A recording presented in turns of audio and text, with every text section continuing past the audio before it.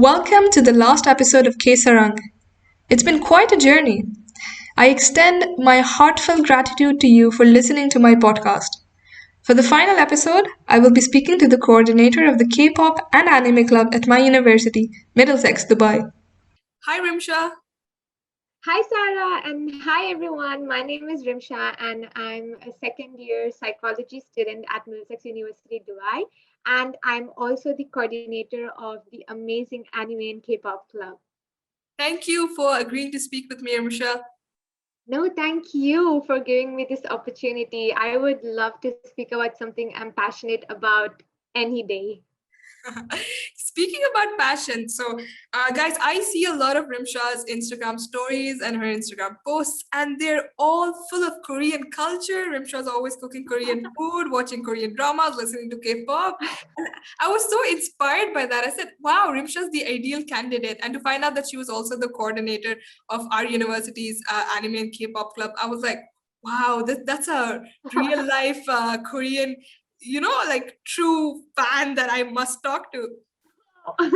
I feel honored. Oh my God, thank you so much. I just realized that even my Instagram revolves around the Korean culture. Yeah, that's something really cool. So tell me, Rimsha, when did you first come across Korean culture? Okay, first encounter with the culture.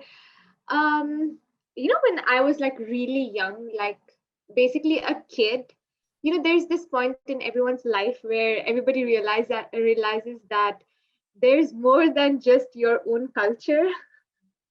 And I was at that point in my life where I was like, okay, Indian culture is not just, the whole world does not just have Indian culture. And I visited Global Village, which has a lot of um, pavilions representing so many countries. And I think at that time it was a Chinese pavilion or so, because at that time South Korea or Japan was not as popular in UAE. And I visited this one shop in China Pavilion. It had like posters of Korean boy groups and girl groups, and basically just merchandise, shirts, keychains, um, just anything related to K-pop. And I was like, oh wow, so these kind of people do exist. I was like what, 10 years, 9 years. It was really funny because like the shop was empty, okay, and I entered and I was like just looking around, and it was pretty cool. And that I think was my first encounter, not like official encounter, but then I think Gangnam Style was the starting point Oh yes, for Gangnam everyone. Style. Right, right. It's so famous. It got really famous. I had I literally learned the whole choreography of the song because it was so catchy. And but that was not the time I got into K-pop. I was just obsessed with that one song. And later on, I met this internet friend, and she was the reason why I got into K-pop. She was the one who introduced me to the actual K-pop culture and just boy groups, girl groups, songs. And yeah, that's where my not obsession but like passion for the culture started. Oh, that's amazing. So you actually first came across the popular culture as such, as in like the dramas and the music via a friend, right? Yes, by an internet friend. She actually Oh, recommended it to me. oh, that's really nice. Yeah, oftentimes I hear that people start watching or listening to like Korean music and Korean dramas when a Mhm. friend or like a cousin or someone close to them recommends them too. Yeah, yeah, it's true. So sorry, how long has it been since you've been watching Korean dramas and listening to K-pop? All right. Before I started watching dramas, I was actually into K-pop. Like at that time, I did not watch any dramas. And the time I got into K-pop was it was because of the band BTS, which is so popular right now. And they weren't as popular back then when I was a fan, but I was still a fan. And I liked that. I think it was back in 2016, 2015, I think. Yeah, 2015 when their song Butterfly came out. That was the time I first actually got into K-pop, like into like got trapped. So what was it about the song or the boy band that you really liked? You know, that you thought was different from like other boy bands?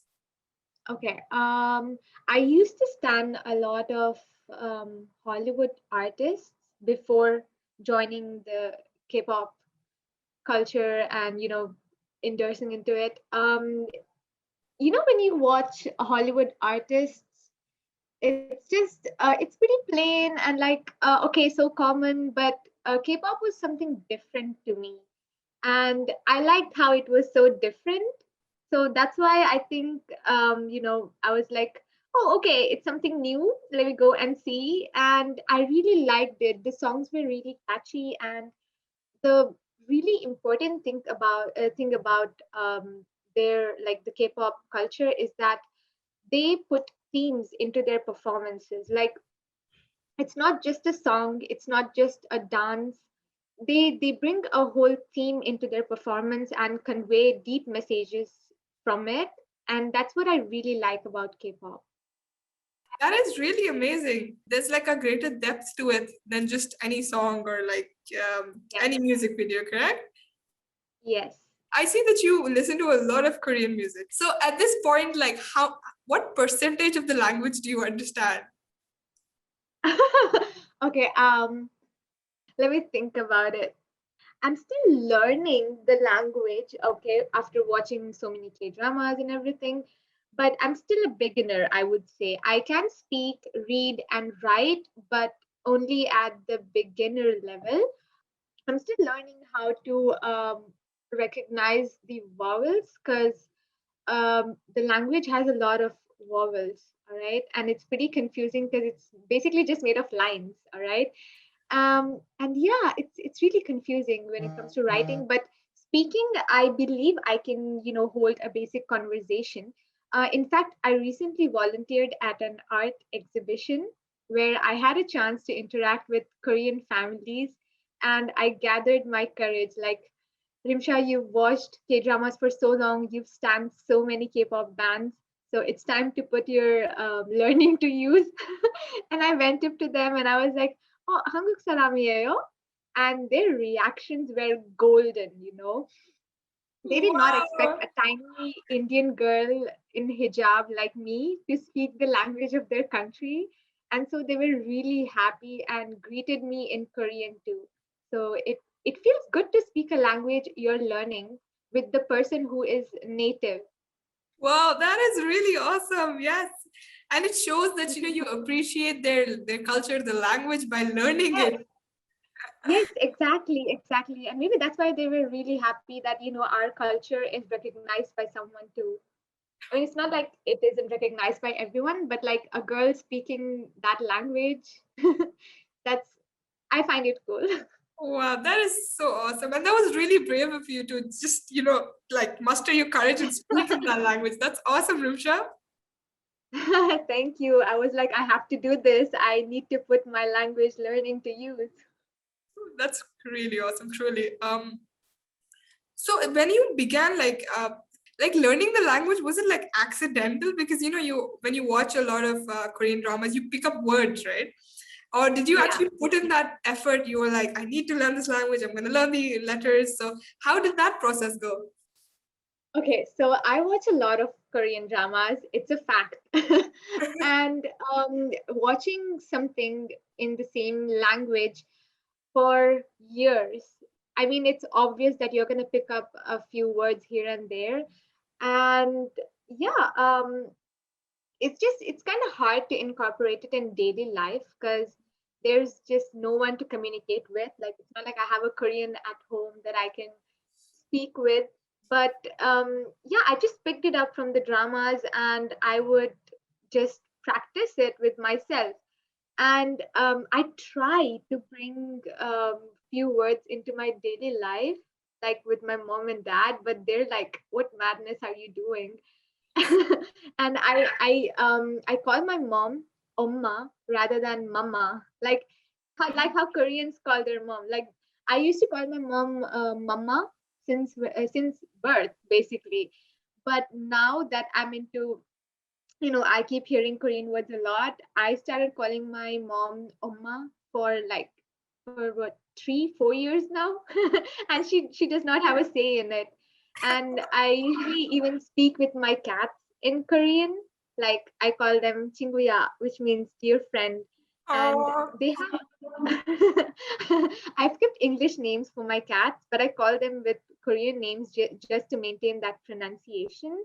And about learning it, I never really wanted to learn it. It just came to me, after watching so many dramas. But after the lockdown happened, I was like, okay, I'm just free at home, what do I do? And then I was like, since I've learned how to speak nicely, like I caught on to the pronunciation well. I was like, why not try to learn how to write and read Korean? So that's when I started actually learning Korean, like actual writing and reading. And I really wanted to share this on to other people too, which is why, as a club coordinator, I decided to host Korean language workshops every month so that others have a chance in learning about the culture and the language like me instead of just watching dramas. And yeah, that wow, was that was a really great initiative. things. The fact that you're you're using Korean words like you're calling your mom Oma or you're calling your cat Chingu. Yeah, that's so cute, by the way. I actually recognize the word Chingu because I found out that in Korean boyfriend is Namja Chingu, right? So Yeah, when yeah. my friend first told me about it, I was like, why does this sound like a penguin? Chingu sounds like a penguin. I Yeah, don't know it why, does actually. right? It does. So I was like, okay, so Chingu means penguin. And I'm like, Korean sounds like a really fun language because a friend is Chingu. So It after is that, fun. yeah, so I did try. I mean, like you said, you didn't put in effort to like as learn it as such.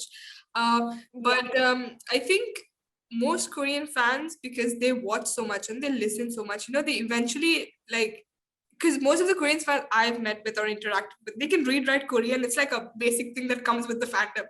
And I'm sitting there fascinated, like, wow, every Korean fan I know knows how to read or write Korean, like Hangul, right? It's really yeah. fascinating. So yes, when you decided to hold the Korean language workshops for the university club, how enthusiastic was everyone to learn? Okay, at the start of the year, people were really excited about it, but it was hard for me. Actually, at first, I decided that okay, since I'm learning too, I would, I can volunteer to teach my members. But it got pretty hard because of the assignments, and I also had other roles in university other than being a student. So it was pretty hard for me to host it alone as a teacher. And I called my not my but like I called this alumna of MDX. She was also the coordinator of the same club 2 years back, and she was also well versed in Korean. So I was like, hey, why not come and join us in teaching Korean, because uh, teaching alone is pretty hard. It's not as easy as one would think. And yeah, our members were pretty excited about it at first, and we had a lot of participation at first few months. But we had the workshop like 4 days ago for this month, and this was the last workshop. So it got a little emotional because I don't know if I'm going to be the coordinator next year too, and if I will get to organize this next year too. But it got a little emotional, and this month we didn't have a lot of people joining in because of deadlines, and so many assignments are being piled up right now. but but I think everybody liked it. I'm so happy to hear that everybody liked it. I'm sure people really did, appreciate your initiative. And because I feel like this is the first time someone's decided to hold like language workshops for Korean in our university, correct? um they actually had planned a few years back, but they could not do it because physical presence was required, right? And I because of the lockdown, since everything went online, it was much more easier to conduct workshops now, and we had a lot more people joining in than any years back. So it was really good. That's good though. That's good. It's I really hope that next year you become the coordinator again because I feel like you do a really great job of it. Oh, thank you so much, Sarah. I'm gonna try my best. And so, you see like people watching K-dramas, listening to K-pop, coming to the university club to, learn Korean. Why do you think that is? Why do you think people are attracted to Korean culture? Since the culture does not just hold K-pop, it also holds like the whole culture, as in like K-dramas and the beauty, the fashion, and dramas, language, cuisine, and everything. I think according, like, if we go stepwise, like if we consider first, let's say K-pop. If we consider just K-pop, then I'm a multi-stan and I stan a lot of boy groups and girl groups. And what I've noticed is they usually dedicate a lot to fans. If you compare it with Hollywood artists, the Hollywood artists, they prepare music and they go on tours and they go on maybe like two interviews and then they're done. Okay, and then their album is gonna come out next year. But for me, according to me, K-pop fans are pretty lucky as we have various contents spilling in from the artists. Like they have variety shows, they have fan meetings, guest shows, they have survival shows, and along with that, they produce songs. They have choreographies too. Like they don't just stand on the stage and sing. They have um, like their concerts are, according to me, they're even more fun than Hollywood artists. And we come to know a lot about their culture too, in the way they behave on stage, the way they talk, and their life stories they convey. And yeah, I think because of these changes from Hollywood artists, like it's not like bland. It's pretty cultureful, I would say. It's really interesting when you think about it. And I think that's one of the aspects of K-pop that that's why maybe it's so popular with everyone and why everybody joins the club, as a K-pop fan. And when it comes to K-dramas, I would say the reason why it's pretty popular is because its content is pretty clean and it has relatable context about society. And okay, the main thing I'm going to emphasize on is that the K dramas, I don't have to hide from my family while watching them. Like when it comes to Hollywood shows, they're pretty vulgar when it comes to like romantic genres. But when it comes to Korean dramas, I can just sit there on the couch putting a drama on TV and I don't have to hide anything. Like it's really appropriate. And that's one of the things I love about K dramas. And I think a lot of people would agree with me too about K dramas. The thing is that they usually end within 12 to 20 episodes. And that's really short, right? You're going to be like, okay, it's just 12 episodes, let me watch. But when it comes to Hollywood series, they usually have like seasons, like 4 seasons, 5 seasons, which is I get really lazy when it comes to things like that. So I'm like, okay, maybe not Hollywood series, but yeah, maybe these are the aspects of K dramas that everybody loves. Ah, yes, I see what you mean, and I completely agree with what you said. Because a lot of people do, want to see, everyone wants to watch something that's going to make them feel nice, so a lot of people watch romantic things, but like you said, Hollywood is a bit too explicit.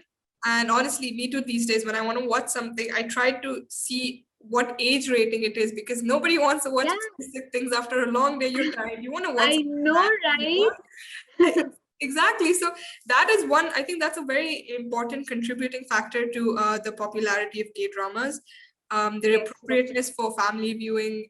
And, moreover, I've heard that people say Korean dramas, represent their culture really well. So in that Yes. context, because we're like from Asia, right? So Mhm. compared to the West, compared to maybe Europe or America, Asian culture is similar in most countries, right? Mhm. Like you Yeah. have filial piety, more like respect for your elders. You have for example, the small etiquette things that we follow. Like for example, Yes. when you go to someone's house, you ensure you take something, as a Yeah. gift, Yeah. Yeah. right? These small things. Yes. Or like if Yes. someone is older than you, then you don't address them by their first name. You put like a title. Yes. You call them elder Yes. brother or uncle or whatever that is, right?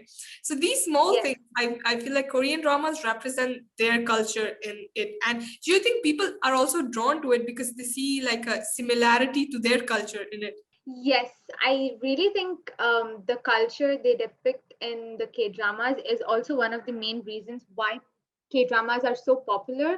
Because if you compare it to your own culture, perhaps if you're Asian, like Indian or maybe Pakistani or just any Asian country, I think it's really similar. And it's like they usually portray really relatable things in the drama when it comes to like Eastern culture. Like usually, right now, sexism still exists. All right. And men usually occupy higher positions in companies, and women have lower position in companies, or like the male person is the head of the house or something. And that's pretty. It's seen, right? You see it everywhere. It's not something that has diminished quite yet. And they depict that in Korean dramas, and it actually happens around the world, especially in Asian culture. What I've noticed, obviously, the thing about mother-in-law and daughter-in-law and their rivalry is common in almost all countries, right? And like, if I have to compare it with my my culture, like the Indian culture, I would say that both the society, the Indian society and the Korean society expect women to have fairer skin and be visually attractive, like in both the cultures. And women should marry quickly to lead a good life. That's their style of thinking. And I think maybe because people relate a lot when it comes to their cultures, they try to, watch more of it because obviously it's relatable. Why would you not want to watch it? Comparing it with Western culture is like a whole different world because like it's just really different in so many contexts. Like if we pick on the little things we have, I would pinpoint the fact about how in Western culture, the child is supposed to do part time jobs and is not allowed to stay in the parents' house after graduation, or I think even before graduation. And in Korean culture, it's not the same. In not just Korean culture, in Asian culture, in fact, we don't apply that in our culture. But yeah, it's like a completely different world when you compare Eastern culture to the Western culture. That's exactly true, and I feel like part of the reason of the popularity of the Hallyu, the Korean wave here in the Middle East is also because of that. Because according to studies, you see, the Middle East and the North Africa region were the ones that showed them, like the most positive increase in Korean fans over the past couple of Mhm. years, and Yeah. a lot of scholars are left with scratching their heads like, why did that happen, in a world dominated by post-colonial culture, sweeping across everyone wants to do what the Americans are doing, what the Europeans are doing, how did Yeah. all of a sudden Korean culture become the at the forefront of the spotlight? I just want to know your thoughts. Any country promoting their culture in different parts of the world, what is your opinion on that? I What's would your love that. I would love normalizing a culture into your country. For example, I am an Indian and I would love to represent my culture in another country because it's pretty cool, like just normalizing the culture. You're not going to be shocked with the, you have like culture shocks. It's like if you spread awareness about it, I think it's good. It's good. And not just the tourism increases, but like even the if you go into the business aspects, even that, you know, there's a profit in that too. So I would not see any reason why not to promote one's culture into another country, how it would go wrong. Like, I don't see how it would go wrong. Yes, I agree with you. More like it would open the young people's mind to, acceptance that there are lots of cultures out there. You must accept them, because we're all Yes. human beings and you can always admire different cultures. Yeah, after this might sound stupid, but like after watching Korean dramas, I bought myself a lot of chopsticks, which I don't know why I didn't have with me before. That's funny. Happens, you know, happens. You see them eating with chopsticks, you're like, no, I don't want spoon anymore. I want to eat like that too. Exactly, right? And it seems like something so something like that requires talent, because eating with chopsticks in the beginning is kind of difficult, but we learn Yes. it, of course. But it's still something fascinating. It's really fascinating, actually. Yes. And tell me a bit more about all the Korean food which you cook. Oh, okay. About the cuisine. Oh my God. I love spicy food, all right? It's a fact, okay? I'm probably the only person who can eat like a high amount of spicy food in my family. Um, I mean, my own culture plays a big role in this too, since we have pretty spicy things in our own cuisine. But yeah, I try to make Korean cuisine at home, but obviously without the authentic ingredients you cannot. But you know, I try to add my own color and style into it. I've tried to make the original ramen which you see in K dramas. Sometimes works, sometimes does not, but I always have a stash of the authentic ramen, Shin Ramen. I'm not sure if you know this, but Shin Ramen, I've tried like lots of brands of ramen, but Shin Ramen is my favorite brand till now. And I usually have like a stock of it in my drawer whenever I crave ramen. And as for the other foods, I've tried making tteok-bokki at home. I've even tried it outside, but obviously I'm not an expert in Korean cuisine, so my tteokbokki did not turn out as good as I had it outside. And as for the other dishes, I would say my personal favorite is kimchi, and I've never tried making it at home because the process is really long. But I've had it outside, and it's by far like my favorite side dish. And oh my god, one thing I've always wanted to make is a Korean barbecue and hot pot. I've tried it outside. I loved it, like absolutely loved it. But of course, it's not easy being a university student and having so much you know, just wanting to try everything but having not time. It's pretty hard. But hopefully one day I get to make it at home. Yes, hopefully you will. I feel like you've reached that level, because you're dedicated and you really do like the food. Hopefully, inshallah.